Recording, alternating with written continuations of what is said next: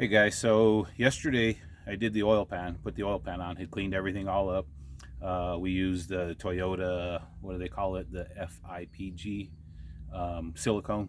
So I thought I did a real good job, and we made a video of it. I thought we were all done.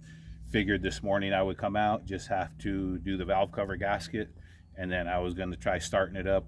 Put oil in it, of course, and then start it up and let it run without power steering pump and alternator and all that stuff hooked up, and just make sure it runs and doesn't leak oil. Be able to look at the crankshaft seal, cam seal, all that.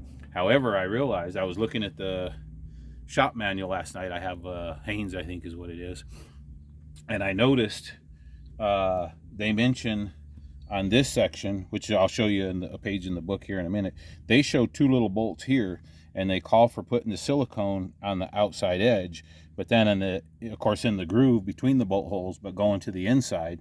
And part of that is on the two side rails, the block is a lot thicker, so you have a lot more meat, if you want to call it, or just room for the silicone to go on the inside. However, this is the side where the oil pump is. Well, this is where the rear main seal is, and when I put the silicone, I just went straight bolt hole to bolt hole. Well, that actually goes right across the number 5 main bearing. So this, for the rear main seal, there's a little housing, but it's offset. You can actually see where it hits right here. So I was looking at the manual and I saw that, and I was like, I wonder if I put the silicone in the right spot. So then I went back and looked at the video. Well, sure enough, I was pretty far off. So this morning I pulled it back off. I'm gonna go ahead and clean it all up, and then put silicone again, put it in the right spot here. So kind of a simple, easy mistake, kind of a rookie mistake, I guess.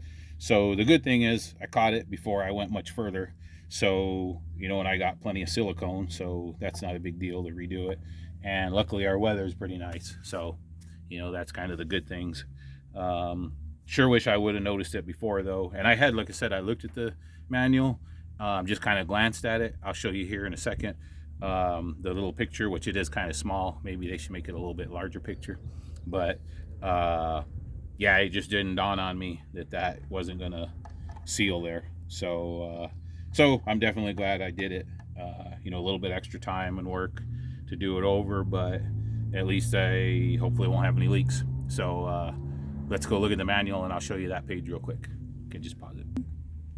Okay, so here's the picture in the manual. And like I said, if you notice, they tell you, fill in the silicone in the groove, and then when you get to the bolt holes, you go to the inside of the pan.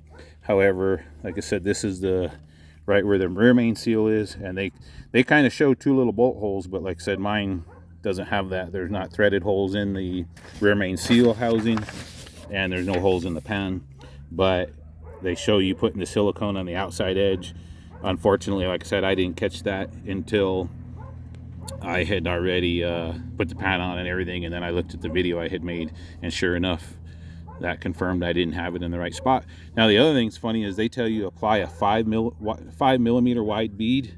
I want to say I only did like maybe 3 millimeters, if even that, and it still, to me, kind of squashed out a lot more than it needed to be. So I would myself personally would not do 5 millimeters. I think that's a lot more silicone and just a lot more mess that you probably don't need. But all right, well, I'm going to work on getting that put together, and hopefully in the next day or two I got it all finished up and at least running.